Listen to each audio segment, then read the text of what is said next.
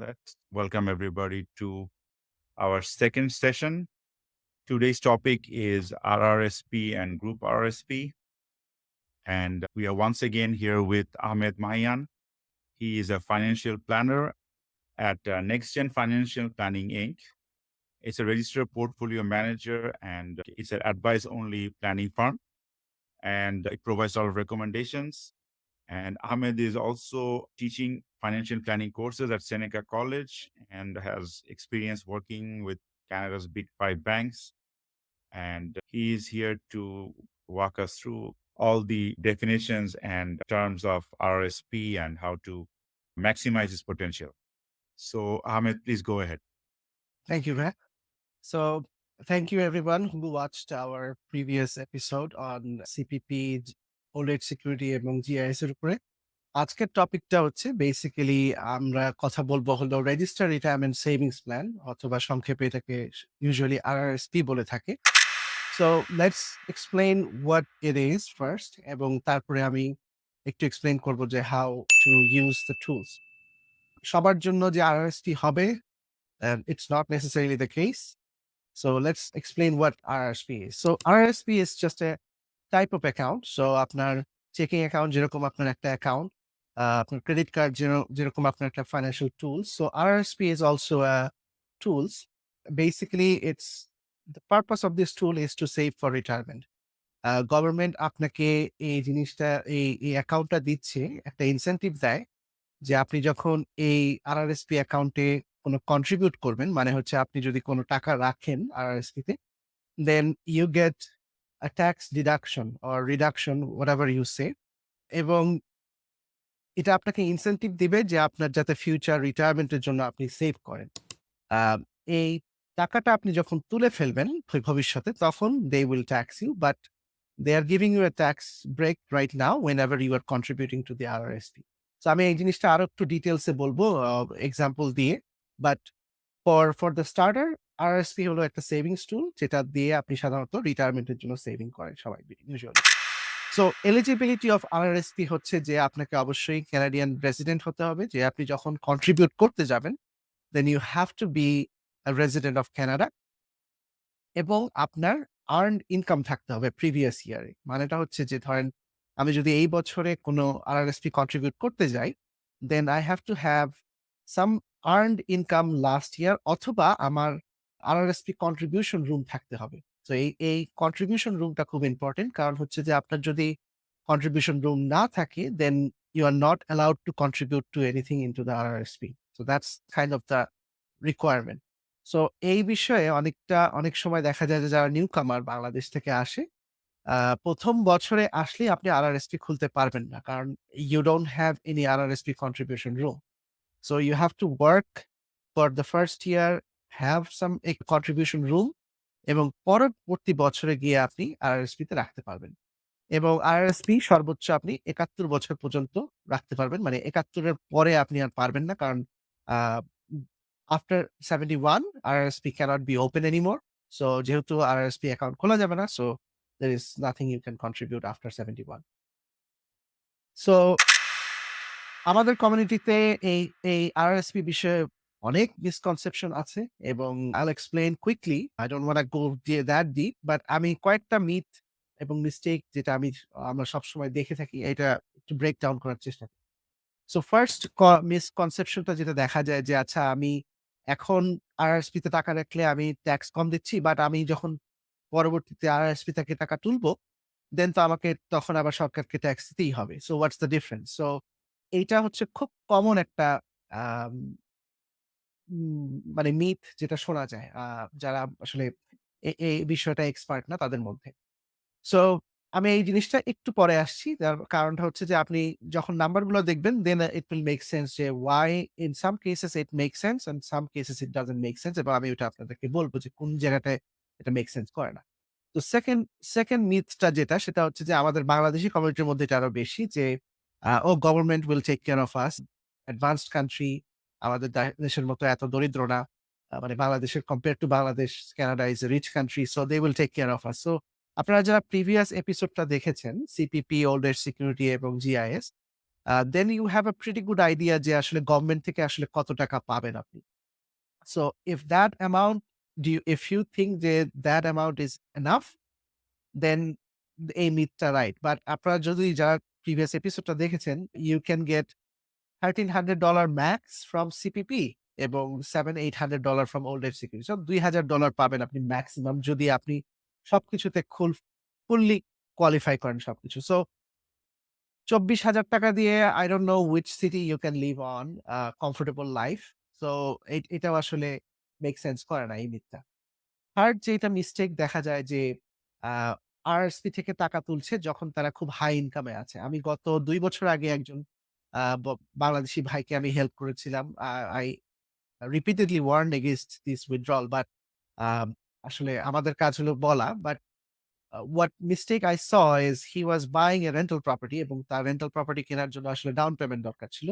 So he cashed out the entire RRSP, $50,000, but he was already making $130,000. So আপনি যখন এই $50,000 RRSP cash out করবেন, then your taxable income goes up from 130 to $180,000. So it was a bad choice because he was paying way more taxes because তার high taxable income আরো বেশি হয়ে গেল। So এই জিনিসটা দেখা যায় যে অনেক সময় না বুঝে হোক, না বুঝে হোক যে আ আরএসপি থেকে টাকা তুলে নিল, বাট they don't মানে understand the consequence in the tax return. Fourth যে এই মিস্টেকটা আমরা দেখতে পারি যে এটা ইনভেস্টমেন্ট অপশনটা যে যখন আমরা আরআরএসপি তে ইনভেস্ট করি, দেন দেখা যায় যে ভুল প্রোডাক্টে ইনভেস্ট করতেছে অথবা এমন একটা প্রোডাক্টে ইনভেস্ট করতেছে যেটার আ ফিটা অনেক হাই এবং যেটা রিটার্ন পাচ্ছে সেটা আসলে অনেক ভালো না বা ওই ফি হাই এর কারণে রিটার্নটা অনেক কম আসছে। এছাড়াও যেগুলা মিস্টেক দেখা যায় যে আরআরএসপি ডেডলাইন মিস করে অথবা over contribution that also happen যে আপনার কন্ট্রিবিউশন রুম নাই বাট আপনি ওভার কন্ট্রিবিউট করে রাখলেন then you will pay penalty. এছাড়া আপনার আ আরেকটা মিসকনসেপশন দেখা যায় আমাদের কমিউনিটির মধ্যে যে আ ও আরআরএসপি কিনছে দ্যাট মিনস আমাকেও আরআরএসপি কিনতে হবে। So no matter what my income level is, I have to buy RRSP because that's what I was told by the bankers.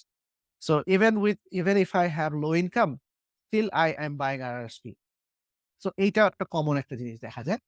R last ২ টা হচ্ছে যে আব RRSP এটার এক্সট্রিম এক্সাম্পল হচ্ছে যে অনেকেই আরআরএসপি তে কন্ট্রিবিউট করে over the years 30-40 years contribute করে এবং তাদের আরআরএসপি এত বড় হয়ে গেছে যে $1,000,000, $1,500,000 হয়ে গেছে যে তারা ওখান থেকে তুলতেছে না আরআরএসপি থেকে। So it also becomes a huge tax liability if you have a large RRSP. আমাদের কমিউনিটিতে খুব একটা বেশি দেখা যায় না, বাট ইট ক্যান হ্যাপেন। এবং লাস্ট যেটা যে আ অনেক সময় দেখা যায় যে বছরের পর বছর লোন নিয়ে আরআরএসপি তে কন্ট্রিবিউট করছে, but that loan is not getting paid off. That's also something that we should be aware of. Any question Tanvir ভাই so far? I have a question about the over contribution. হ্যাঁ, So if I contribute, say my room this year is $20,000, I contributed 30,000, Hmm. and next year I contribute. Next year my room is also 20,000, but I contribute 10,000. So will there be like a adjustment by the government or? হ্যাঁ, আপনি যখন over contribute করবেন, you are going to pay 1% penalty until you have enough room যে ওই আ যে over কন্ট্রিবিউশনটা cover করার মতো room যতক্ষণ না পর্যন্ত জেনারেট হচ্ছে, ততক্ষণ পর্যন্ত আপনাকে ওরা 1% রেটে পেনাল্টি চার্জ করবে So for the excess amount. so so how the আপনার যদি penalty will work? I pay so tax আপনার অনেক সময়? না, ওরা আপনাকে সিআর এর আপনি যখনই আরআরএসপি কন্ট্রিবিউট করেন, all the big banks tracks every contribution with your social insurance number. Right. তো সিন নাম্বার দিয়ে ওরা ট্র্যাক করে এবং যখনই আপনি কন্ট্রিবিউট করবেন, সিআরএ গেটস নোটিফিকেশন। সো ওরা তখন দেখে যে আচ্ছা আপনার ছিল 20,000 লিমিট, আপনি কন্ট্রিবিউট করছেন 30,000। So there is a $10,000 excess amount that you contributed. Right. So ওরা তখন আপনাকে লেটার পাঠাবে। উইদিন 1-2 মান্থস এর মধ্যে লেটার পাঠাবে যে, "হেই, we noticed that you over contributed. Either you take it immediately out or we are gonna penalize you 1% for that excess $10,000." So So ওরা that তখন আপনাকে 1% they'll take away from, like, say, নাও, ওরা আপনাকে charge করতে থাকবে 1% of that excess $10,000 which is $100 করে আপনাকে প্রত্যেক মাসের জন্য চার্জ করতে থাকবে। প্রত্যেক মাসে? Oh, প্রত্যেক wow. মাসে, ইয়েস।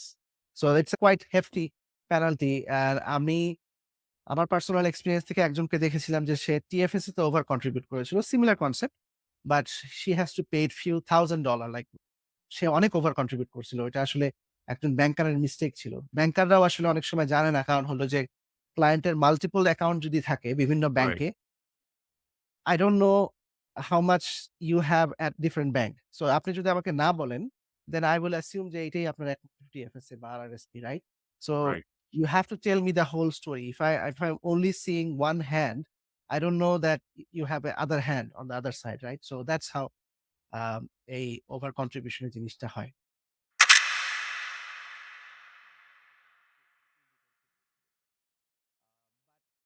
RRSP বোঝার জন্য আসলে আমাদেরকে একটু ট্যাক্স সিস্টেমটা কিভাবে কাজ করে that's মোস্ট ইম্পোর্টেন্ট থিং যে ট্যাক্স আপনি কি ট্যাক্সটা আপনার কিভাবে ক্যালকুলেট হয় এটা বোঝাটা খুব ইম্পোর্টেন্ট আরআরএসপির কনসেপ্টটা বোঝার জন্য।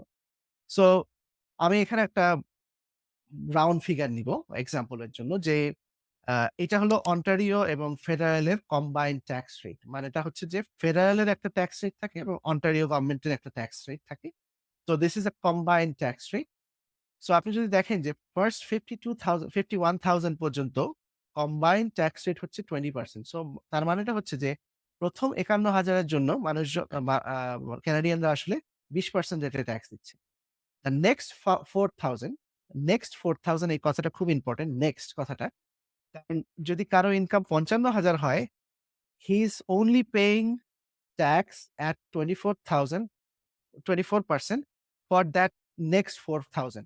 He's not paying 24% for the entire 55,000. কথাটা বুঝতে পারছেন? Right. 52,000 পর্যন্ত 51,000 পর্যন্ত 20% রেটে, ৫১ থেকে ৫৫,০০০ পর্যন্ত ২৪% রেটে এবং এর পরের ব্র্যাকেট হচ্ছে 55,000 থেকে 90,000 পর্যন্ত 29% রেটে। So as you go to the higher tax bracket, you pay at a higher rate from that lower level. So আমি আরেকটা এক্সাম্পল দেই। যদি কারো ইনকাম যদি ধরেন 120,000 হয়, then his income will fall under this category, right? So he will pay the first 51,000 at this rate, the next bracket this rate, the next amount this rate, this rate, all the way up to 120,000. So 120,000 এই ক্যাটেগরিতে পড়ে। So from ১১,০০০ থেকে ১,১১,০০০ থেকে ১,২০,০০০ পর্যন্ত উনি এই ৪৩% রেটে দিবে। আর previous bracket গুলোতে উনি ওই ব্র্যাকেটের যে রেট সেই অনুযায়ী দিয়ে যাবে। Oh, so this Lord. Is very important. কারণ আপনি যদি দেখেন যে তার মানেটা কি? তার মানে হচ্ছে যারা high income earner they are paying a lot more when they are at a top high bracket. So যারা অনেকেই বাংলাদেশী আইটিতে কাজ করেন বা অনেকেই ভালো প্রফেশনাল ইনকাম করেন, they might be getting paid 150, 170,000. That means their this is called marginal tax rate. তাদের marginal tax rate হচ্ছে 45%, 47% depending on what bracket they fall under. But এটা হলো মার্জিনাল ট্যাক্স রেট। মানে হলো হাইয়েস্ট ট্যাক্স রেটটা কত দিচ্ছে। ইট ডাজন্ট মিন যে এই রেটে তারা সব টাকা দেয়। হ্যাঁ? So it's a very important concept. এইটা কেন লাগবে? কারণ হলো এটার সাথেই রিলেটেড হলো যে আরআরএসপির বেনিফিটটা। সো আরআরএসপিটা আমরা কখন করতে আমরা রেকমেন্ড করি? আ আমরা আরআরএসপি তখনই রেকমেন্ড করি যখন আপনি উপরের দিকের ট্যাক্স ব্র্যাকেটে থাকেন। কারণ আপনার রেটটা অনেক হাই। সো আরআরএসপিটা কিভাবে কাজ করে? ধরেন এক্সাম্পল হিসেবে আমি 90,000 ধরলাম। সো 90,000 হচ্ছে আপনার গ্রোস ইনকাম।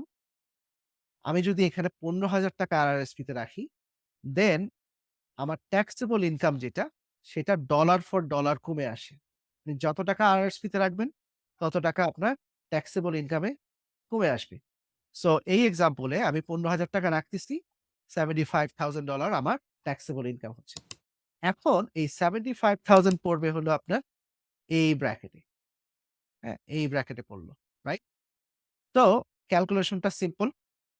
এটা হলো এই উপরের ক্যালকুলেশনটা হচ্ছে যে আপনি যদি কোন আরআরএসপি কন্ট্রিবিউট না করেন তাহলে আপনার ট্যাক্সটা কত আসবে? Total tax. সো ১ম ৫১,০০০ পর ৳১০,০০০, সেকেন্ড লেয়ারের জন্য এত টাকা এবং থার্ড লেয়ারের জন্য এত টাকা। সো টোটাল আমার বিল আসতেছে ট্যাক্স বিল হলো ৳২১,০০০। আর আমি যখন ৳১৫,০০০ কন্ট্রিবিউট করলাম, আমার ট্যাক্সেবল ইনকাম নেমে দাঁড়ালো 75,500 সামথিং। সো তখন আমার এই যে 3rd ব্র্যাকেটে যেটা আমি ট্যাক্সটা দিচ্ছিলাম, instead of 10,000 I am paying 5,800. So আমার ট্যাক্সেবল ইনকামটা কমে আসলো। সো এই জিনিসটাই হলো আপনাকে রিফান্ড হিসেবে দেয় বছর শেষে। আপনি যখন ধরেন আপনার এমপ্লয়ার ধরেন তানভীর ভাই ধরেন টিডি ব্যাংকে কাজ করেন। টিডি ব্যাংক যখন আপনাকে পেরোল দেয়, আপনার যখন ট্যাক্সটা কেটে রাখে আপনার প্রত্যেকটা পেচেক থেকে, ও কিন্তু আপনাকে অ্যাসিউম করে নিচ্ছে যে আপনার 90,000 ইনকাম। ওভাবেই আপনার কাছ থেকে টিডি ব্যাংক আপনার কাছ থেকে ওই রেটে আপনার কাছ থেকে ট্যাক্স কেটে নিবে। কিন্তু আপনি যখন বছর শেষে যখন আরআরএসপি তে ধরেন ৳১৫,০০০ রাখলেন, তখন করবে কি গভর্নমেন্ট যে আচ্ছা, ওরা তখন আবার রিক্যালকুলেট করবে যে আচ্ছা আমি তানভীর ভাইয়ের কাছ থেকে ৯০,০০০ হিসাব করে আমি ট্যাক্স কাটছি। বাট আসলে তার ইনকাম হলো ৳৭৫,০০০। So instead of $21,000 his tax should be $17,000. So এই যে ডিফারেন্সটা, এই ডিফারেন্সটাই হচ্ছে আপনাকে রিফান্ড হিসেবে বছরের শেষে আপনি যখন ট্যাক্স ফাইল করবেন তখন আপনি ফেরত পাবেন। So basically, RRSP has two benefits. একটা হলো you're saving money, হ্যাঁ, and আরেকটা হলো you're actually saving on taxes. So basically, absolutely এবং that's the higher tax bracket you fall under, the better benefit you get. That's the right. Bottom line. হ্যাঁ, It এখন আমি forces you to save, kind of like হ্যাঁ, হ্যাঁ, by giving you motive, encouragement save to more. because হ্যাঁ, you're gonna save some money, like get some money back. The incentive is to getting some money back, and right. the other effect is it forces you to save. Right. So the main concept of RRSP হচ্ছে, আমি এই স্লাইডটা থেকে যাওয়ার আগে আমি বলতেছি যে ধরেন একজন প্রফেশনাল তার ইনকাম হলো 150, তার যখন সে আ তার ওয়ার্কিং ইয়ার্স এ তার এভারেজ ইনকাম ছিল 150। সো ওই বছরগুলাতে উনি জমাবে, টাকা জমাবে। That means he is getting tax benefit at 43%। বাট আপনি যখন রিটায়ারমেন্ট এ যাচ্ছেন, রিটায়ারমেন্টে আপনার কি হচ্ছে? আপনার কোন এমপ্লয়মেন্ট ইনকাম থাকতেছে না। আপনার ট্যাক্স রেটটা কমে আসতেছে। আপনি সিপিপি থেকে কিছু টাকা পাচ্ছেন, ওল্ড এজ সিকিউরিটি থেকে কিছু টাকা পাচ্ছেন। বাট হয়তোবা আপনার গভর্নমেন্ট পেনশন নাই। আ অন্য কোন পেনশন নাই। সো আপনার ইনকাম হয়তোবা ড্রপ করল তখন, রাইট? আপনার রিটায়ারমেন্ট ইনকাম যদি তখন ধরেন আ 60,000 হয়, then you are paying taxes at 24%, right? But আপনি কিন্তু সেভ করছেন 44% এ।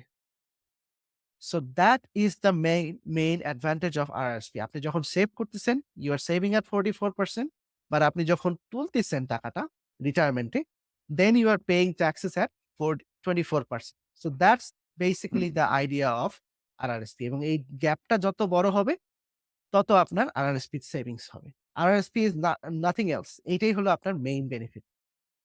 হুম? আচ্ছা। এখন আমি এই এক্সাম্পল এটা হচ্ছে আপনার একটা নোটিস অফ অ্যাসেসমেন্ট। এইখানে আপনি যদি আপনার অ্যাকাউন্ট খুলেন, আপনি আরআরএসপি তে যা রাখবেন তাই যে লাইন 2nd লাইন আইটেমে আসবে এবং তখন আপনাকে নেট ইনকাম আপনার রিডিউস করে দিবে। সো আমি যে এক্সাম্পলটা দেখালাম এখানে, দ্যাটস এক্সাক্টলি এই ইনফরমেশনটাই আপনি নোটিস অফ অ্যাসেসমেন্ট খুললে আপনি পেয়ে যাবেন আপনার। নাও আ এই এক্সাম্পলটা পরবর্তী আ যে এক্সাম্পল ২ টা আমি দেখাবো, সেই এক্সাম্পলটা আসলে আমি দেখাচ্ছি যে আচ্ছা কাদের জন্য আরআরএসপি মেক্স মোর সেন্স। সবার জন্য না, আমি এটা আগেই বললাম। সো দেখেন এখানে আমি একজন এক্সাম্পল দেখিয়েছি যে যার ইনকাম হলো 150,000, রাইট? তার অন্টারিওতে উনি ট্যাক্স পে করছেন প্রায় ৳৪২,০০০। So his marginal tax rate is 43% এবং তার এভারেজ ট্যাক্স রেট মানেটা হচ্ছে যে আপনি যত টাকা ট্যাক্স দিচ্ছেন ডিভাইডেড বাই আপনার ট্যাক্সেবল ইনকাম। এটা হলো আপনার এভারেজ ট্যাক্স রেট। সো আ আপনার আপনি খুব হাই মার্জিনাল ট্যাক্স রেটে আছেন। আপনি যদি এখন আরআরএসপি তে রাখেন ৳২০,০০০, so your taxable income goes down to 130,000 because আপনি ৳২০,০০০ রাখলেন। সো আপনি ওই যে ৳৮,০০০ র মতো রিফান্ড পাবেন। এটা আপনি ওই যে বছর ওই যে ট্যাক্স ফাইলিং এর সময় আপনাকে রিফান্ড দিবে। রিক্যালকুলেট করার কারণে যেটা দিল সেটাই। এই সেইম ৳২০,০০০ যদি আমি একজন আরেকজনের জন্য রাখি যার কিনা ইনকাম ৫০,০০০, তাহলে দেখেন কিভাবে চেঞ্জ হয়। যার কিনা ইনকাম ৫০,০০০ সে কিন্তু মাত্র ট্যাক্স দিচ্ছে at 20% রেটে, রাইট? তাকে যদি আমি ৳২০,০০০ রাখতে যাই আরআরএসপি তে, হি ইস only getting tax refund of 4,000. He is not getting the same refund because he is getting at a much lower tax bracket Right. refund. So RRSP makes more sense for people who are in the high tax bracket. এবং যত high bracket হবে তার জন্য তত beneficial. So এইটা যদি বুঝে থাকেন then that's all you need to understand about RRSP. So the target is to move to the lower bracket by Exactly, contributing enough exactly, money so that আপনার ওই exactly. The target amount is হয়। আপনার যতটুকু resource আছে আপনি যাতে এই নিচের লোয়ার ব্র্যাকেট এর দিকে যেতে Right. পারেন। That's the basic idea. হ্যাঁ? ওকে। সো এইটুক পর্যন্ত যদি বুঝে থাকেন তাহলে আমি the rest of the part is pretty easy এবং বোঝানোর জন্য আমার জন্য। সো এই কনসেপ্টটাই হলো এখানে এখানে একটা উম ২ টা এক্সাম্পল হিসেবে দেখানো হয়েছে যে আ somebody who is making low income তার জন্য আসলে RRSP টা মেক সেন্স করে না। কারণ হলো he is not getting enough advantage plus when he is in the retirement he also will if he has like pension income অথবা অন্য কোনো ইনকাম থাকে he's not getting he's probably is going to be in a disadvantage because অন্যান্য অনেক benefit he will not qualify যে এটা গত আহ, গত সেশনে যেটা আমরা ডিসকাস করলাম যে GIS গ্যারান্টেড ইনকাম সাপ্লিমেন্ট যদি টু মাচ আপনার RRSP ইনকাম থাকে তখন আপনি হয়তোবা GIS টা কোয়ালিফাই করবে না so those who are making less than 50,000 RRSP 50,000, 50, 60,000 এই রেঞ্জের নিচে হলে RRSP does not makes that much sense. কিছু ইউজ কেস আছে। যেমন হলো যে অনেক সময় অনেকে চাইল্ড বেনিফিটটা পায়। সো চাইল্ড বেনিফিটের আবার একটা ক্যালকুলেশন আছে যে চাইল্ড বেনিফিট একটা নির্দিষ্ট অ্যামাউন্টের উপরে গেলে ওরা আস্তে, আস্তে ক্ল ব্যাক করতে থাকে। So in some cases, it still makes a little sense for people who are getting child benefit or some other benefits to bring their income down a little bit. But majority of the case, যদি আপনার 50, 60,000 এর নিচে থাকে income, RRSP doesn't make any sense. But for people who are making 150 right now, and in their retirement they are making 70,000, this is a great tool. This is a great tool. এটা হচ্ছে আপনার আমরা যখন financial plan তৈরি করি, as a financial planner আমাদের অনেক tools থাকে। যেমন হলো TFS একটা টুলস, RRSP একটা টুলস, RESP একটা টুলস।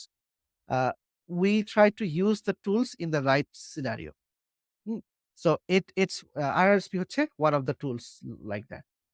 So RRSP এর মেইন বেনিফিটটা হচ্ছে যে আপনার you are saving at a high tax rate and you are paying taxes when you are at a low tax bracket. So that's basically the এভাবে tax সেভিংসটা হচ্ছে। আচ্ছা, Any quick question? question. হ্যাঁ, So somebody like যেমন Joe Kanuk, he's earning 40K now, but in the future he might have a potential of earning like say 150K. Right. তো যখন এখন যদি contribute করে, এখন খুব একটা লাভ হচ্ছে না। But when he is earning a lot of money back in the future, overall কি লাভ হবে কন্ট্রিবিউট করে নাকি? You always want to see year by year. আপনি এই কারণেই আপনাকে RRSP র জন্য একটা টাইম দেওয়া হয়। First 60 days of the year. Oh, The reason for giving that time is to see your notice আপনার T4 টা দেখে আপনি যাতে প্ল্যান করার এনাফ সুযোগ থাকে। right, That's right, why they are giving you that 60 days of the year to right, plan. So আপনার যদি T4 দেখে মনে হয় যে না I made lots of money this year, আমার it's a good time to contribute more into the RRSP. right. So এটা year by ইয়ার আপনার এটা চেক করতে হবে। ডিসিশন। আচ্ছা, আচ্ছা। That ডিসিশনটা would হ্যাঁ, make more sense. Yeah. ধরেন আপনি এখন এই বছরে আপনি একটা বোনাস পেলেন।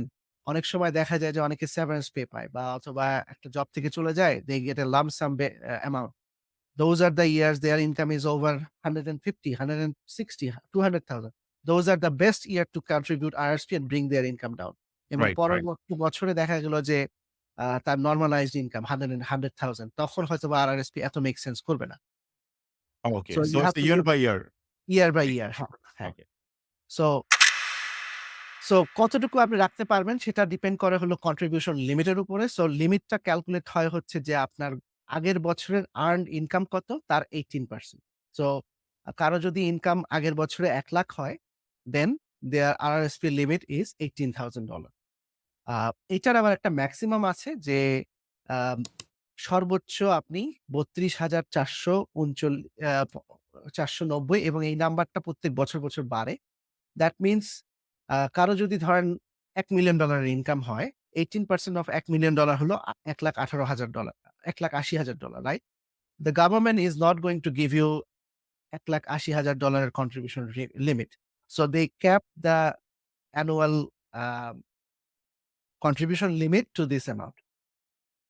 সো এটা যদি আপনি এক্সাক্ট ক্যালকুলেশনটা করতে চান তাহলে হলো আ যাদের ইনকাম ১,৮০,০০০ উপরে আম তাদের আর ওই 18% হয় না। তাদের হলো আপনার এই ৩২,০০০ এ গিয়েই ম্যাক্সড।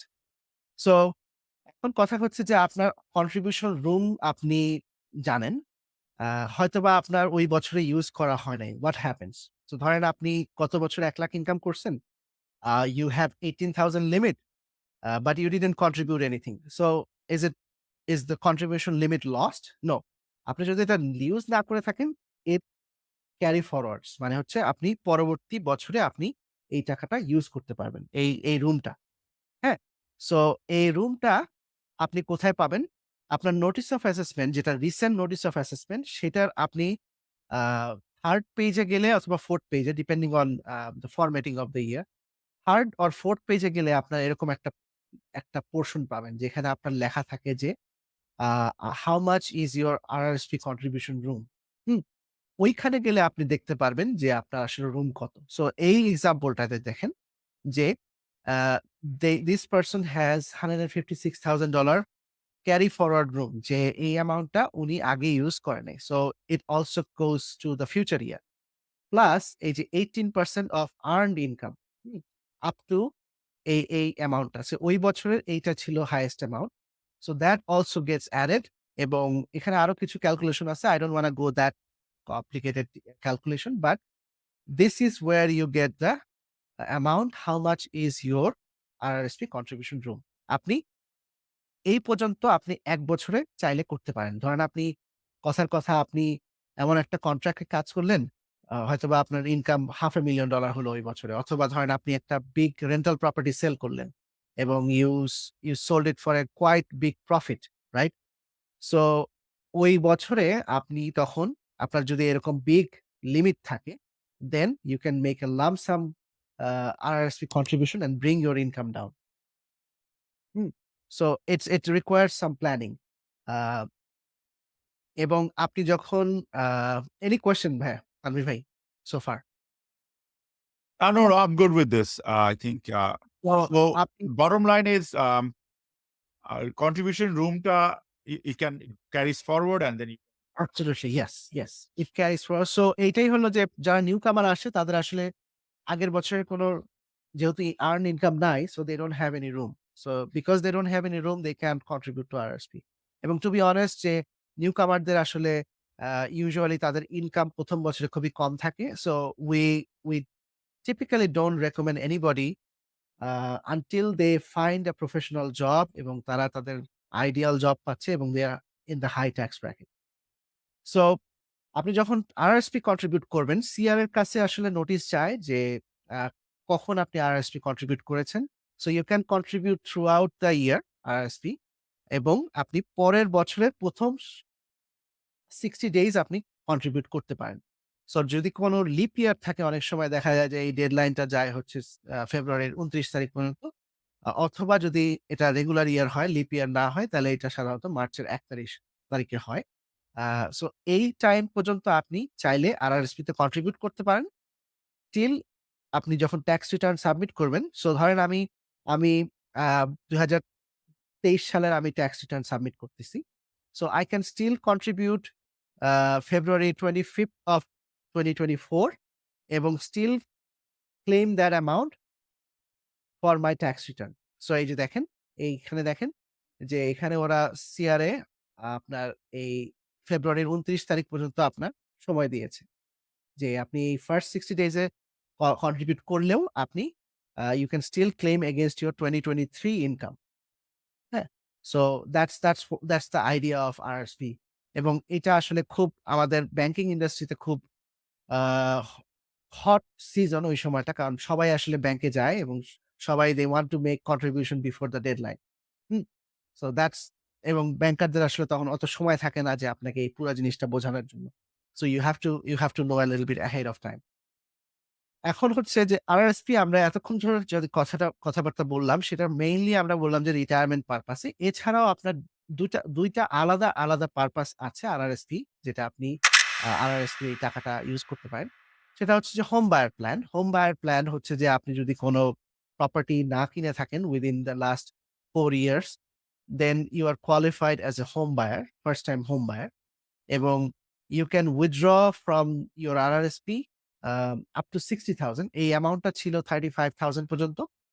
বাট এই বাজেটে ২০২৪ সালের বাজেটে এই অ্যামাউন্টটা এখন 60,000। সো ধরেন আ আ তানভীর ভাই যদি এখন একটা রেন্টাল প্রপার্টিতে থাকে, he wants to buy his first property, he can take up to $60,000 from his RRSP, এবং যখন আপনি এটা তুলবেন, then you don't have to pay any taxes to the government. মানে আ নরমালি যেটা হয় যে আপনি যখন আরএসপি থেকে তুলতে যাবেন, তখন আপনাকে ট্যাক্স দিতে হয়। বাট ইন দিস 2 সিনারিও, এই হোম বায়ার প্ল্যান আর লাইফ লং লার্নিং, এই ২ পারপাস এ যদি আপনি টাকা তুলেন আরএসপি থেকে, then you don't have to pay taxes right to the government for the withdrawal. But government যেটা করে যে ওরা আপনাকে বলে যে, "আচ্ছা, আমি তোমার কাছ থেকে কোন ট্যাক্স নিচ্ছি না এখন, but you have to pay us back that amount within the next 15 years." So কথার কথা ভাই, আম আ তানভীর ভাই যদি ৳৪৫,০০০ উঠায় আরএসপি থেকে, then he has to pay back $3,000 every year for the next 15 years to his own RRSP. Hmm? So এইভাবে হলো এই হোম বায়ার প্ল্যানটা কাজ করে। সিমিলার কনসেপ্ট হচ্ছে লাইফ লং লার্নিং। এটা হচ্ছে যে আপনার ধরেন আপনি যদি আ পড়াশোনা করতে যান ফুল টাইম জবে, সরি, ফুল টাইম কোনো এডুকেশনাল ইনস্টিটিউশন এ, এবং আপনি আ টিউশন দিতে চান, then you can take $10,000 per calendar year, এবং লাইফ টাইমে আপনি ২০,০০০ তুলতে পারবেন, এবং এটা আপনি আপনার স্পাউস এর জন্যও পাবেন। আ এবং এই টাকাটাও আপনাকে ১০ বছর ওরা সময় দিবে এই টাকাটা ফেরত দেওয়ার জন্য। মানে আপনি আরআরএসপি থেকে তুলবেন এবং আবার ফেরত দিয়ে দিবেন। হ্যাঁ? সো এই জিনিসটাই একটু ডিটেইলস এ এখানে যে আপনি আরআরএসপির হোম বায়ার প্ল্যানটা কিরকম? যে ধরেন আমি আমি জানি আমি একটা বাড়ি কিনবো। So I'm I'm saving for the down payment, right? So my idea will be যে আমি সেভ করতেছি আমার RRSP তে, এবং এই RRSP তে আপনার at least 90 ডেজ থাকতে হবে এই ফান্ডটা। Otherwise it will not be eligible. So ৯০ দিন হয়ে গেলে এই টাকাটা আমি আ যখন আমার ক্লোজিং এর সময়, আমি যখন বাড়ি কিনতে যাব, দেন ক্লোজিং এর উইথিন 30 ডেইজ এর মধ্যে আমাকে এই টাকাটা তুলে ফেলতে হবে আরআরএসপি তে, এবং আপনি যখন তুলতে যাবেন, then you have to file a form, government form to the institution. So আপনি যদি ধরেন তানভীর ভাই যেমন টিডি ব্যাংকে কাজ করে, হি হি ইস টেকিং মানি আউট ফ্রম টিডি ব্যাংক। টিডি ব্যাংক কার্ড তখন আপনার কাছ থেকে একটা ফর্ম চাবে যে হোম বায়ার প্ল্যানের আন্ডারে এই ফর্মটা ফিল আউট করতে। এবং then you are supposed to pay back that whatever money you take for the next 15 years. হ্যাঁ? সো এই 15 ইয়ার্সটা স্টার্ট হয় সাধারণত আপনার 2nd ইয়ার থেকে। ধরেন আপনি যদি কোন বাড়ি ২০২০ এ কেনেন, then your 15 year will start from 2022. ওকে? এই রিসেন্ট বাজেটে ২০২৪ এর বাজেটে টেম্পোরারিলি এই জিনিসটা ওরা ইনক্রিজ করেছে from 2 years to 5 years. So যেটা আগে ২ বছর আগে ফেরত দিতে হতো, সেটা এখন তারা ৫ বছর এক্সটেন্ড করেছে। তার মানে হচ্ছে যে আপনি যদি ২০২০ এ সরি, ২০২৪ এ টাকা নেন আরআরএসপি থেকে, you don't have to pay back until 2029. That's the new temporary release. এটা হচ্ছে আসলে পলিটিক্যাল সবকিছু। কারণ হাউস প্রাইস এত বেশি যে nobody can afford anything. So Okay, হ্যাঁ, quick question. Um, yes. I have a similar situation where when I bought a house in 2009, hmm, I took money out of RRSP, Home Buyers hmm, Program থেকে। হ্যাঁ, So আমি আমার tax রিটার্নে এখনো দেখি যে this amount left to pay. So right. that basically, but I contribute a lot every year on RRSP. So it already cover হয়ে যাওয়ার কথা না? Because I took what, roughly Uh, 30,000? not unless you designate that contribution to home buyer repayment. So আপনার notice of assessment দেখলে আপনি বুঝতে পারবেন ওখানে একটা হোম বায়ার ব্যালেন্স লেখা থাকার কথা। Right. সো আপনি যখন আরআরএসপি কন্ট্রিবিউট করছেন, সিআরএ ডাজ নট নো যে এটা কি আপনি রেগুলার কন্ট্রিবিউশন করতেছেন, নাকি আপনি ওই যে আপনি লোনটা নিচ্ছিলেন হোম বায়ার ব্যালেন্স সেটা আপনি রিপেমেন্ট করতেছেন। সো আপনি যখন ট্যাক্স ফাইল করবেন তখন ইউ স্পেসিফাই যে এই টাকাটা ধরেন আপনি ৳১০,০০০ আরআরএসপি তে রাখলেন। আপনি যখন ট্যাক্স ফাইলিং করতে যাবেন তখন আপনি বলে দিবেন যে, "আচ্ছা, এই ৳১০,০০০ র মধ্যে আমি ৳৭,০০০ রাখতেছি আমার রেগুলার আরআরএসপি কন্ট্রিবিউশন আর ৳৩,০০০ আমি দিচ্ছি হচ্ছে পে ব্যাক হিসেবে।" সো আপনি ৭,০০০ এর জন্য ডিডাকশন পাবেন। ৩,০০০ এর জন্য ডিডাকশন পাবেন না। কারণ এই ও ৩,০০০ এর ডিডাকশন আপনি কিন্তু অলরেডি পেয়ে গেছিলেন যখন আপনি ২০০৯ এর আগে উইথড্র করছেন। তখনই কিন্তু ওরা আপনাকে ডিডাকশন দিয়ে গেছে। সো নতুন করে ওরা আপনাকে শুধুমাত্র ৭,০০০ এর জন্য দিবে। রিপেমেন্ট অ্যামাউন্ট এর জন্য ওরা কোনো আপনাকে নতুন করে ডিডাকশন দিবে না। তাহলে এটা ডাবল ডিপিং হয়ে যাবে। So we have to mention it যে কতখানি হ্যাঁ, আমরা আপনাকে ও ট্যাক্স ফাইলিং এর সময় আপনাকে বলে দিতে হবে। Otherwise what will happen is যে যেটা আপনার মিনিমাম আ পেমেন্ট এর অ্যামাউন্ট সেটা it will be taxable income to you. Oh if I don't contribute if you don't specify যে এই ৳৩,০০০ আমি ফেরত দিচ্ছি আমার ব্যালেন্সে। যদি আপনি ওটা স্পেসিফাই করে না দেন, দেন দিস ৩,০০০ will be taxable income to you. ওরা তখন বলবে যে, "আচ্ছা, তোমার আমাকে ফেরত দেওয়ার কথা ৩,০০০ বাট তুমি আমাকে ফেরত দাও নাই ৳৩,০০০। সো উই উইল অ্যাসিউম যে তোমার এই ৳৩,০০০ ইনকাম ছিল এবং আমরা তোমাকে ৳৩,০০০ র উপর ট্যাক্স করব।" আর যদি ১৫ বছরের মধ্যে ফেরত না দেই? ওই আপনি যখন আমি আসলে এখানে একটা লাস্টে একটা স্লাইড আমি এটা I didn't have any plan to show but basically আপনি যেহেতু এই কোয়েশ্চেনটা করলেন I can show it. So this is an example যে ২০১৮ তে একজন ৳১৬,৫০০ আপনার উইথড্র করেছিল ওকে, আরএসপি থেকে, হ্যাঁ? সো তার মিনিমাম পেমেন্ট তার আ যে, যে required payment, repayment will start from 2020 right? Right, so তার কত টাকা দিতে হবে? এই ১৬,৫০০ কে ১৫ দিয়ে ভাগ দিলে তার ৳১১০০ প্রত্যেক বছর ফেরত দেওয়ার কথা, right? Right, So she made $1,100 every single year. For the first 3 years, she repaid $1100, right? Fourth year এ গিয়ে এই দেখেন আপনি যখন রিপেমেন্ট করছেন then what will happen is যে হোম বায়ার ব্যালেন্স একটা লাইন আইটেম চলে আসে, রাইট? রাইট, সো আপনি যখন আপনার আউটস্ট্যান্ডিং থাকবে সো এই ক্ষেত্রে যেমন ২৩ সালে গিয়ে ওর আউটস্ট্যান্ডিং স্টিল ওকে ১২ বছর ফেরত দিতে হবে। But what she did was she instead of ১১০০ সে আরো বেশি দিয়ে দিছে। সো আরো বেশি দিয়ে দেওয়াতে তার হোম বায়ার ব্যালেন্সটা কমে আসছে। দেখেন ২৪ সালে এসে তার ৫,২০০ তে নেমে আসছে। সো তার মিনিমাম রিকোয়ার্ড যে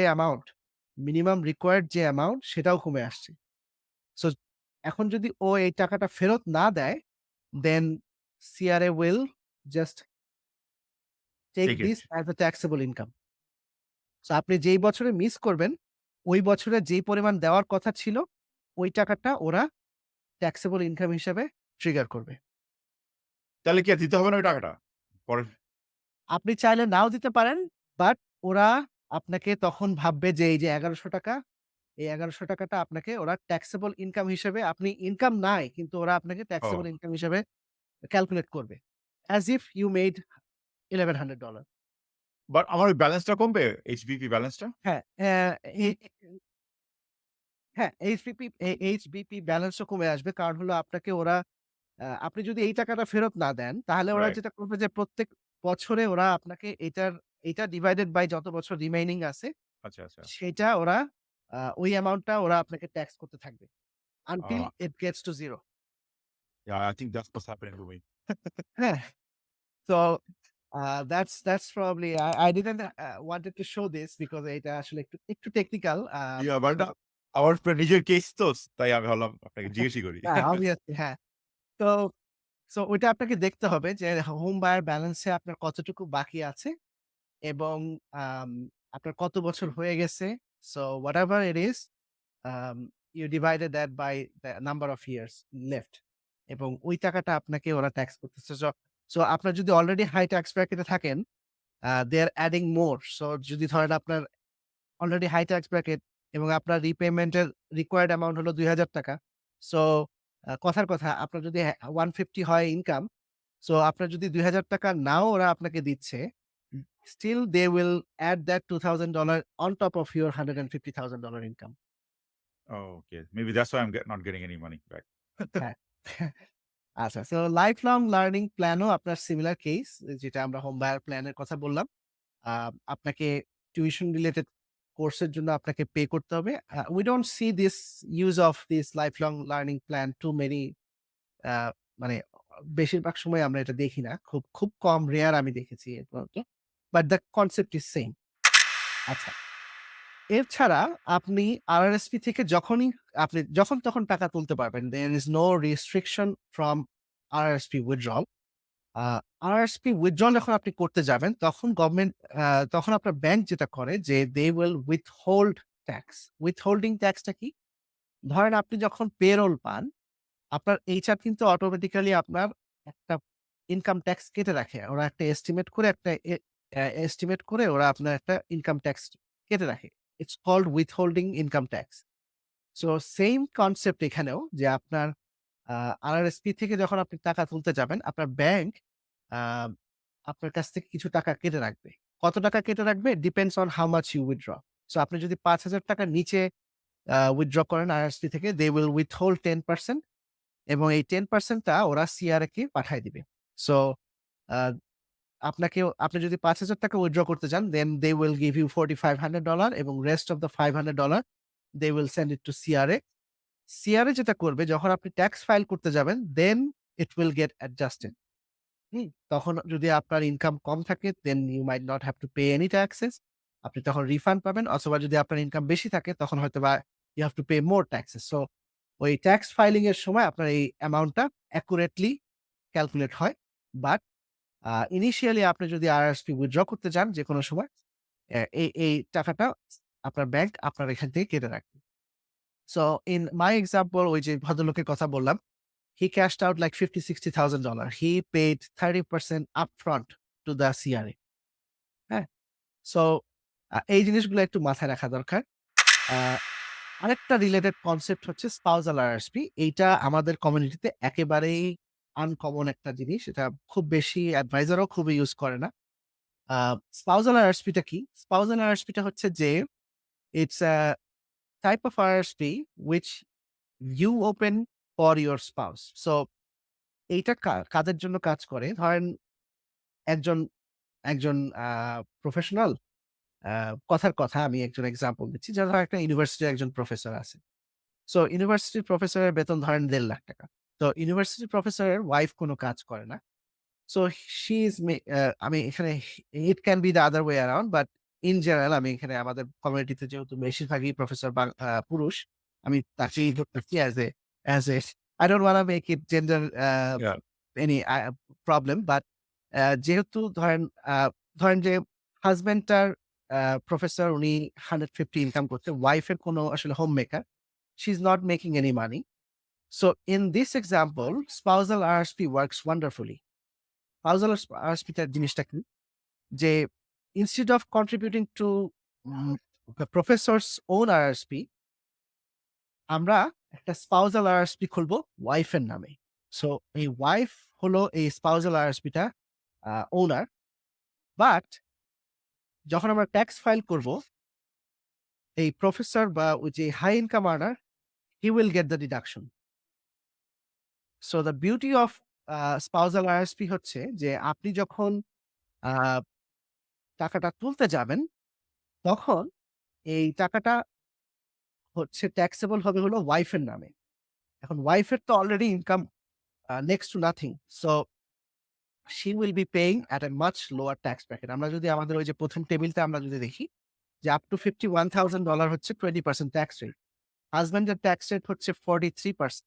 তো husband is getting tax deduction at 43%, but wife যখন তুলে ফেলতেছে তখন এই she is only paying at 20% tax rate. So এই যে হিউজ একটা গ্যাপ, এটাই হচ্ছে স্পাউজাল আরআরএসপির মেইন বেনিফিট। এবং এই বেনিফিটটা it works wonderfully for couple who have high income difference. So কারো যদি ইনকাম ডিফারেন্স অনেক হয়, দেন দিস ওয়ার্কস ওয়ান্ডারফুলি। কিন্তু যদি কারো ইনকাম ধরেন যে হাসব্যান্ডের ইনকাম ৮০, ওয়াইফের income ৭৫, doesn't make that much sense in that case. But যদি হাসব্যান্ড ওয়াইফের ইনকাম ডিফারেন্স অনেক বেশি থাকে, দেন spousal RSP it's a wonderful tool. Only one Sorry, হ্যাঁ, the difference is like at least $50,000 or is it? যত এটার কোনো আসলে ওরকম কোনো ইয়ে নাই। আ কোনো ধরা বাঁধা নাম্বার নাই। যত বড় হবে গ্যাপটা তত বেশি সুবিধা। কারণ আপনি ট্যাক্সটা রিফান্ড পাচ্ছেন হাই ইনকাম আর্নারের। হাই ইনকাম আর্নারের যদি ট্যাক্স রেট হয় 50% এবং লো ইনকাম আর্নারের ট্যাক্স যদি হয় হলো আপনার 20%, so you are getting a savings of 30% tax rate. এখন যদি ধরেন হাই ইনকাম আর্নারের ট্যাক্স রেট হচ্ছে 40% আর লো ইনকাম আর্নারের রেট হচ্ছে 25%, so you are getting a tax savings of 15%. So এই গ্যাপটা যত বড় হবে তত বেশি সেভিংস হবে। That's it. আর কিছু না। এটা আচ্ছা, আচ্ছা। হ্যাঁ, আ একটাই প্রবলেম স্পাউজাল আইআরএসপি, সেটা হচ্ছে যে অ্যাট্রিবিউশন রুল। মানেটা হচ্ছে যে once you contribute that money to your wife or lower income spouse, that money has to stay for at least 3 years. এটা হচ্ছে একটা রিকোয়ারমেন্ট। ৩ বছরের আগে যদি আপনি তুলে ফেলেন টাকাটা, then this withdrawal goes back to the higher income spouse. So the whole strategy doesn't work if you are withdrawing the money within 3 years. So that's the only requirement. But for people who have high income difference, couples, it's a wonderful tool. So we always use it whenever we see this kind of gap. আচ্ছা, এখন আসি যে কোন question ভাইয়া spousal RSP সম্পর্কে? এটা আমাদের কমিউনিটিতে অনেকের ক্ষেত্রেই এই স্পাউজাল আরএসপিটা খুব আ প্রযোজ্য, but most of the people don't know. Specially who are homemaker wife থাকলে দিস ওয়ার্কস ওয়ান্ডারফুলি। আচ্ছা, Acha, I have a question about the home buyer program. So Yeah. they 35,000 থেকে now it's 60,000. রাইট। আর 4 বছর ownership না থাক like I used to have a home and I sold it 4 years ago. Right, Now I am in a rental. So what right. would I'm তো still qualified for হ্যাঁ, ৪ বছর মানে home বায়ারের first time home বায়ারের ডেফিনিশনটা হচ্ছে যে আপনি অথবা আপনার spouse, none of you can own a home for at least 4 years, 4 calendar years before. হ্যাঁ? 4 calendar So years, not like for say my closing was in August. So uh, August 2020. first let me savings account first home buyer The rules keep on changing. definition. Let me just confirm because I'm আমিও একবার check calendar year নাকি আমি 100%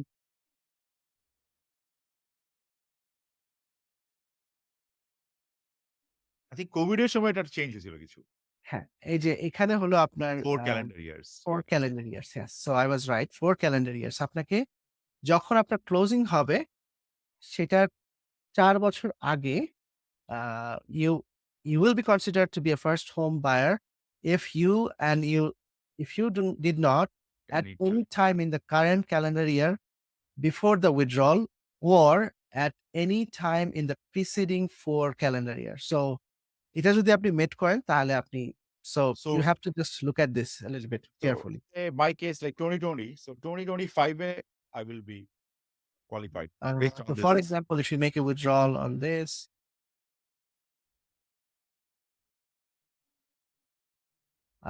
this is so আপনাকে বসাইতে হবে Oh, এই ক্যালকুলেশনটা।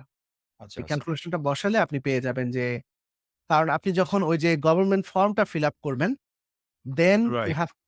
you have to say and that will determine যে আপনি কি কোয়ালিফাই করেন কি করেন না। So it has to match with this calculation. Okay, okay. Okay, makes sense. হুম, আচ্ছা। এখন আপনি আরআরএসপি তে রাখলেন, ওভার দ্য ইয়ার্স জমালেন, then what? What happens? So RRSP তে আপনি রাখলেন, তার মানে এই না যে আপনাকে সারা জীবন এই আরআরএসপি তে রেখে দিতে হবে। আরআরএসপি থেকে আমরা কখন তুলবো? ইট রিয়ালি ডিপেন্ডস অন যে আপনার ট্যাক্স আ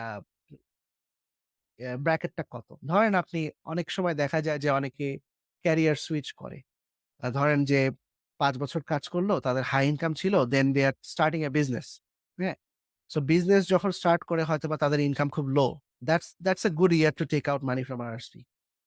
কারণ আপনি তখন লো ট্যাক্স ব্র্যাকেটে আপনি দিচ্ছেন। আদার এক্সাম্পল হচ্ছে যে হোম বায়ার প্ল্যান ছাড়া আমি এগুলো বলছি যে অনেক সময় দেখা যায় যে অনেকে স্যাবাটিক্যাল নেয়। যেমন ইউনিভার্সিটির প্রফেসররা স্যাবাটিক্যাল নেয় অথবা অনেকেই আছে যারা ১ বছরের জন্য আ আমার একটা ফ্রেন্ড ও ইকোনমিস্ট হিসেবে কাজ করে গভর্নমেন্টের। He took a 6 month sabbatical or 8 month sabbatical. So he didn't work for 8 months. So that's a good year to take out money because he's in the lower tax bracket. So those are the years to are the best. তারপরে ধরেন অনেক সময় দেখা যায় যে কেউ আ ইয়েতে আছে যেমন ধরেন উম প্যারেন্টাল লিভে আছে, ম্যাটারনিটি লিভে আছে। So she is not making enough money. That's also a good year to withdraw money from the RRSP. So এই জিনিসগুলো আপনাকে প্রত্যেক বছর দেখতে হবে যে আসলে কোন সময় এই জিনিসটা করা বেটার। সো এই কোন কিছু যদি না হয় তাহলে কি গভর্নমেন্টের একটা ম্যান্ডেট হচ্ছে যে আপনি যখন 71 এ যাবেন, then your RRSP has to be converted to a RIF. So RIF টা হচ্ছে register retirement income fund. So basically এইটা হচ্ছে আপনার আ RRSP-র নেক্সট ভার্সন, যেটা হলো যে আপনার এটা কনভার্ট হয়ে রিফে হচ্ছে 71 এ। এবং 71 এ যখন কনভার্ট হয়ে যাচ্ছে, then you have to take out a little bit of money from your RIF from the age 72. So পরের বছর 71 এ আপনাকে কনভার্ট করতে হবে। 72 থেকে আপনাকে আস্তে, আস্তে উইথড্র করতে হবে এই রিফ থেকে। So we are almost running out of time, so I'll speed up a little bit here. So এইটা হলো আপনার স্কেডিউল। সো বেসিক্যালি আপনার কতটুকু আপনি মিনিমাম পেমেন্ট হবে, ইট ডিপেন্ডস অন আপনার বয়স। সো ৭১ এর আগে হলে এই ফর্মুলাটা ইউজ হয়। ৭১ এর বয়স বেশি হলে এই পার্সেন্টেজটা আপনার মিনিমাম উইথড্রল হবে। সো কথার কথা, কারো যদি ৮০ বছর হয় এবং তার যদি $১,০০,০০০ এর একটা রিফ থাকে, দেন he has to take out $6,820 from that RIF account. That's the minimum amount that they have to take out. এবং যখন ৯৫ এর উপরে হয়ে যাবে, then the minimum amount is 20%. So basically government চায় না আপনি অনেক টাকা নিয়ে মারা যান। So they are forcing money out from RIF. So So আরেকটা হ্যাঁ, yeah, go ahead. Sorry. না বলেন ভাই? Just go down. I'll ask the questions. So yes. তো yeah. বেসিক্যালি আরেকটা অনেক সময় দেখা যায় যে আরআরএসপি লোন স্ট্র্যাটেজি অনেক সময় অনেকের কাছে আ টাকা থাকে না যে আরআরএসপি কন্ট্রিবিউট করার জন্য। সো ইউজুয়ালি আরআরএসপি সিজনের সময় প্রত্যেকটা ব্যাংকই আপনার এই প্রাইম রেটে ইউজুয়ালি এই লোনটা দেয়। দ্যা আইডিয়া ইজ আপনি আরআরএসপি লোন নিবেন, আপনি আরআরএসপি তে কন্ট্রিবিউট করবেন, আরআরএসপি রিফান্ড পাবেন এবং লোনটা রিপে করে দিবেন। That's the idea. অনেক সময় আবার দেখা যায় যে আম অনেকেই এই লোনটা শোধ করে না। that's not a good strategy because আপনি এখন যে rate, prime rate is very high. Loan শোধ করাটা উচিত। যদি না করতে পারেন, then don't take that much loan. Unless it's a very special case যে আপনার ইনকাম অনেক high, you are getting savings at 50, 60 40-50% রেটে, তখন হয়তোবা মেক সেন্স করে। So it's case by case, but don't uh, borrow and keep borrowing for the sake of RSP. So if you borrow, you better pay it off quickly. Pay it off. So So usually people ওই টাকাটা পায় যে tax return ওটা দিয়ে pay করে দেয়। pay So করে that's how usually the হ্যাঁ। math works. Yeah. RSP over contribution যেটা আমি বললাম যে আপনার যে রুম থাকবে plus there is a $2,000 buffer. So usually CRA আপনাকে $2,000 একটা বাফার দিবে। এবং ওই বাফারের উপরে যা থাকবে দেন they will charge 1% per month on the excess amount. হুম? এবং আ এই পেনাল্টি রেটটা ওরা সিআরএ তে সবসময় দিয়ে থাকে যে ওরা কোন রেটে আপনাকে পেনাল্টি ইট চেঞ্জেস ওভার টাইম। হ্যাঁ? আর এছাড়া এখন আরআরএসপি তে আপনি কি ধরনের ইনভেস্টমেন্ট করবেন, that's a totally different discussion. We will have a session on investing. But এই আরআরএসপি তে আপনি mutual fund, ETF, stocks, bond, even আপনি মর্টগেজও রাখতে পারেন। এটা অনেকেই জানে না। ইনফেক্ট আমিও জানতাম না। আমাকে একজন ক্লায়েন্ট এসে বলছে যে, "can I put my own mortgage in the RRSP?" এটা আসলে সবগুলো ব্যাংক করে না। খুবই ২-৪ টা ব্যাংক করে এবং the administrative cost to set up a RRSP mortgage is quite high এবং এই কারণে আসলে এটা খুব এভেইলেবল না এই জিনিসটা। বাট you can আ এ এ এ মানে legally you can own your own mortgage in an RRSP. হ্যাঁ? বাট কি ধরনের ইনভেস্টমেন্ট করা যায় RRSP তে we will have a separate discussion about this topic in the investment session. So RRSP আপনি খুললেন। আরআরএসপি তে ইউজুয়ালি আপনি খোলার সময় আপনাকে বলে দেয় যে, "do you want to name anybody as a beneficiary?" So uh obviously আপনি যখন খুলবেন, মেক শিওর করবেন যে আপনার বেনিফিশিয়ারি আছে। আপনি যদি ম্যারিড হন, স্পাউস থাকে, then usually it's the other spouse that are beneficiary. আপনি যখন রিফ অ্যাকাউন্ট খুলবেন ৭১ এর বয়সের পরে, দেন we always recommend to open something called a successor annuitant. Um, এটা এটা হলো শুধুমাত্র আপনার স্পাউসই হতে পারে successor annuitant, but that's how it works. আপনি যদি কোন বেনিফিশিয়ারি অ্যাসাইন না করেন, then it goes to the estate. সো আপনার যদি কোন নাম না থাকে আরআরএসপি-তে, তাহলে automatically it goes to the your estate. এবং এস্টেট সম্পর্কে আমরা ভবিষ্যতে আরেকটা সেশন আছে, ওটা নিয়ে আমরা ওখানে ইন ডিটেইলস এ আমরা কথা বলব।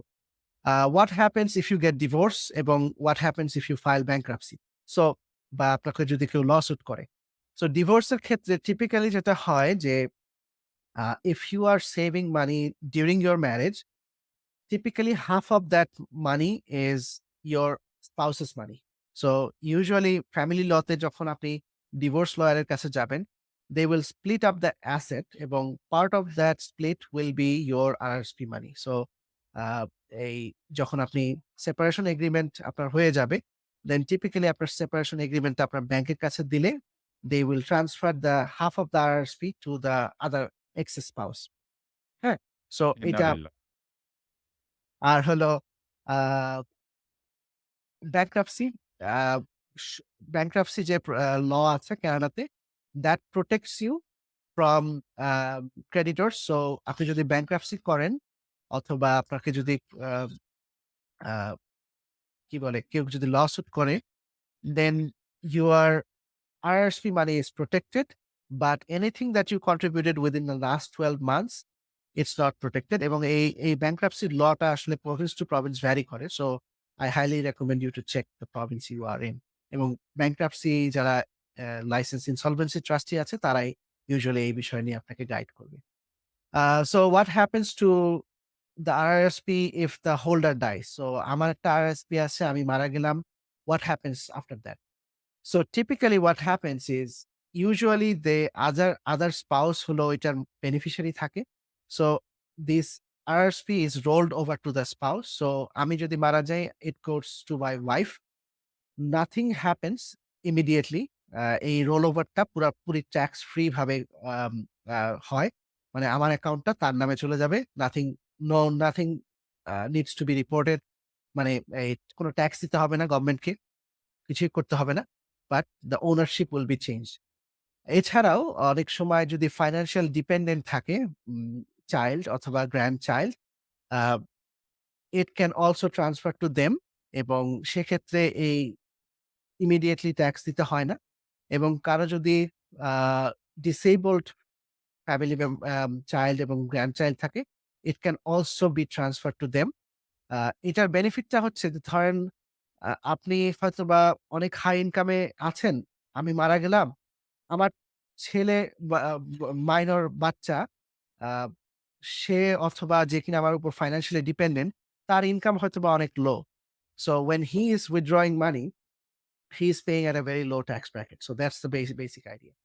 আর যদি স্পাউস যখন 2nd স্পাউস মারা যায়, ধরেন আমি মারা গেলাম, আমার ওয়াইফও মারা গেল। then it goes to the estate এবং তখন ওই টাকাটার উপরে ট্যাক্স দিতে হবে।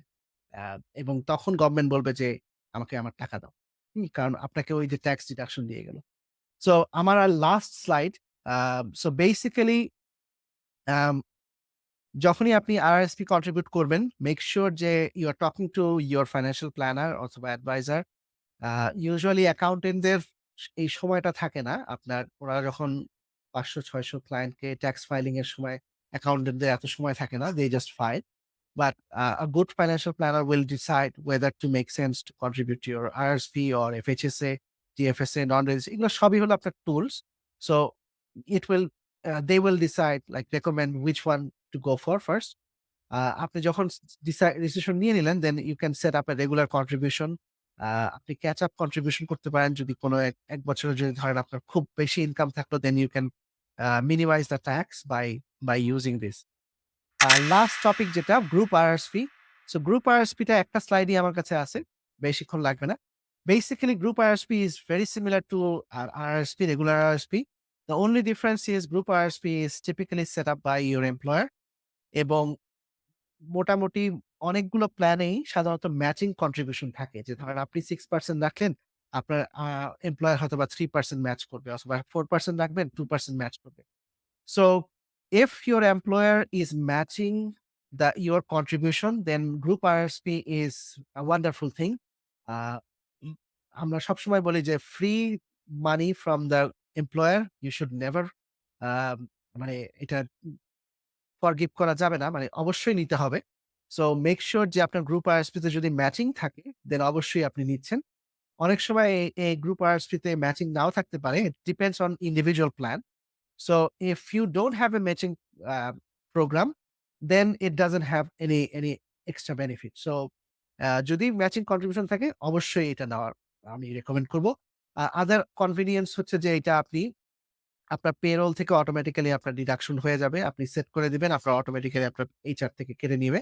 এবং আপনি যদি কখনো জব ছেড়ে দেন, then you can transfer that amount to your personal RSP.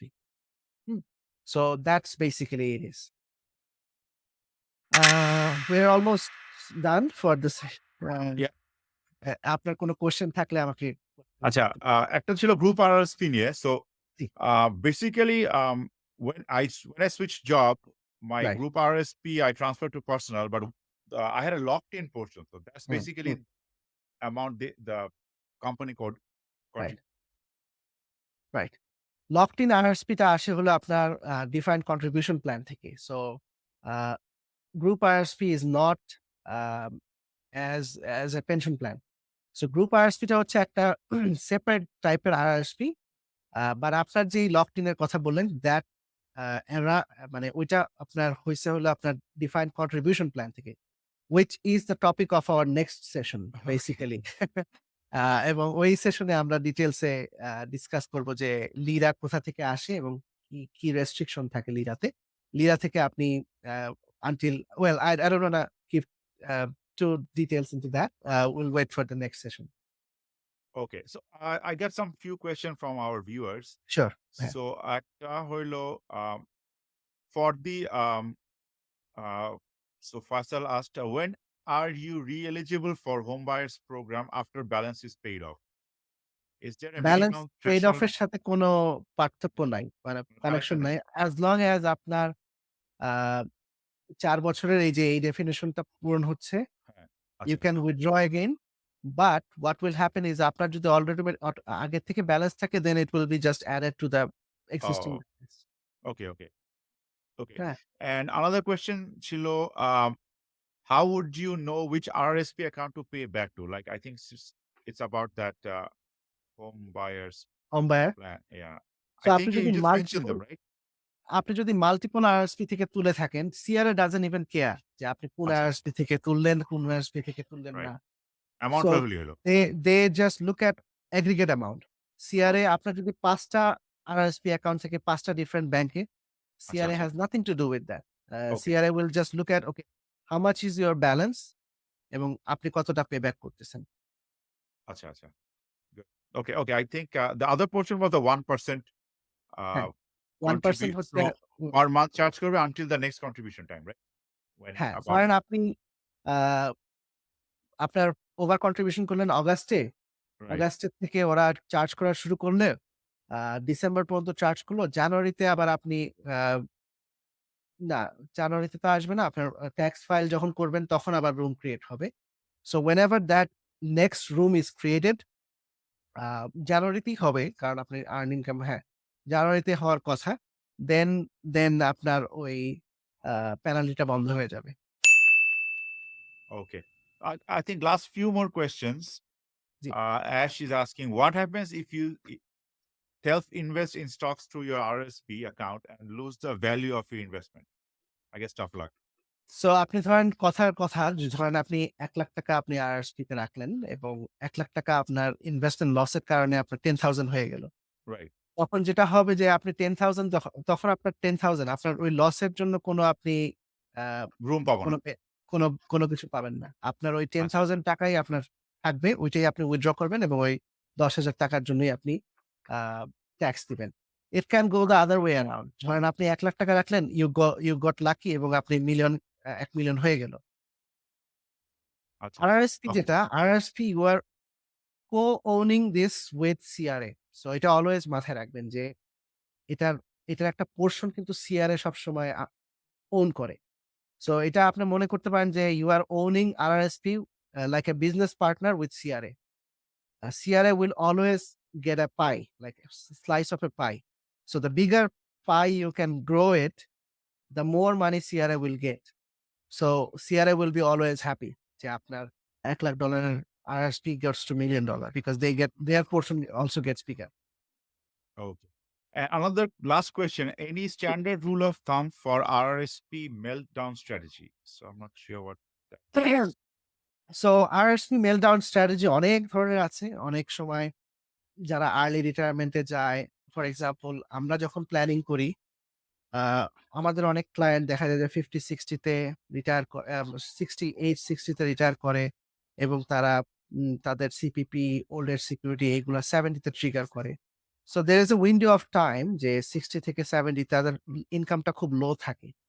Those are the those are the years where we try to draw down from the RRSP. So ওই সময়টা খুব ভালো সময় যখন আমরা RRSP থেকে টাকা তুলি। এছাড়াও অনেক এগ্রেসিভ স্ট্র্যাটেজি আছে যে অনেক সময় যেটা করে যে you borrow money, you create অনেক ট্যাক্স লাইক ইন্টারেস্ট মানে হলো জিনিসটা হচ্ছে যে আপনি অনেক টাকা লোন নিবেন ইনভেস্টমেন্ট পারপাসে। ইনভেস্টমেন্ট পারপাসে আপনি লোন নিলে ওই যে লোনের জন্য যে ইন্টারেস্টটা ওইটার জন্য আপনি আবার ডিডাকশন পাবেন। আ এবং এই ডিডাকশনটা আপনি তখন আবার আরএসপি থেকে যে টাকাটা তুললেন সেটাকে অফসেট করতে পারবেন। So it's a little bit advanced meltdown strategy, but it's not suitable for everybody. It's only suitable for a very high income earner যাদের অনেক অ্যাসেট আছে, যাদের এই জিনিসটাতে তাদের লাইফ লং সেভিংস না। সো বিভিন্ন স্ট্র্যাটেজি আছে, but a most people, um, low income earning years are the best time to melt down RSP. Okay. So it's called meltdown. So I was, হ্যাঁ, এটা হলো ফ্যান্সি টার্ম। yeah. এখানে হ্যাঁ, So I think, yeah, that's all the question we had from our viewers. I think I also asked a lot of questions and no, that's probably good. I had a lot more questions, but I'm going to save it for later. So Sure. otherwise it'll be my personal session one-on-one. Now the next topic আমরা যেটা plan করেছি আমি সেটা হচ্ছে যে employer sponsored যে pension plan সেগুলো নিয়ে কথা বলবো এবং এমপ্লয়ার রিলেটেড যে বেনিফিট গুলো যেমন ইন্সুরেন্স, হেলথ ইন্সুরেন্স ওই টপিক গুলো নিয়ে কথা বলার ইচ্ছা আছে next Okay, session. okay. So that would be an interesting one. I think we're going deep into all the financial things. So I think we'll have fun next week. So sure. thank you again. Thank you everybody for watching, posting your questions. So we'll see you next week, same time. And sorry, to recap, we're going to cover next week's topic is Next week's topic is employer pension, defined benefit pension, defined contribution pension, আর হচ্ছে যে HR related যে benefit গুলো যেমন HR এর life insurance থাকে, dental benefit থাকে। ওই বিষয়গুলো নিয়ে আমরা কভার করব। okay, excellent. All right. See you next week, same time. Thank you, everybody.